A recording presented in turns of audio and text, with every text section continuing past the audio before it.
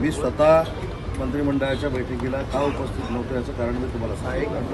शंभूराज देसाई साहेब का उपस्थित नव्हते याचं कारण सांगितलं. राठोड साहेब का उपस्थित नव्हते याचं कारण सांगितलं. योगेश कदम का उपस्थित नव्हते याचं कारण सांगितलं. आणि माझं रायगड बंगल्यावर येण्याचं कारण देखील तुम्हाला सांगितलेलं आहे. त्याच्यामुळं काही सूत्रांकडून येणारी माहिती ही चुकीची देखील असू शकते.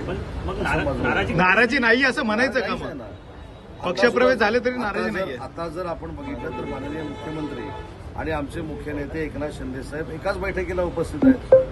त्याच्यामुळे नाराजी कशा? आणि स्वतः कॅबिनेट मिटिंगला एकनाथ शिंदे साहेब उपस्थित होते. पण जे काही मंत्री नाराजी व्यक्त करायला गेले त्या ठिकाणी मुख्यमंत्र्यांनी असंही म्हटलेलं आहे, अशी एक माहिती आली समोर की सुरुवात जी आहे उल्हासनगर सुरू केली उल्हासनगरमधनं तुमच्याकडून करण्यात आली, त्यामुळे आम्ही सुद्धा थोडंफार केलं. असं शब्दांशब्द तिथं बोललेलं तुम्हाला कसं काय कळतं हे एक फार मोठं कुतूहलच आहे.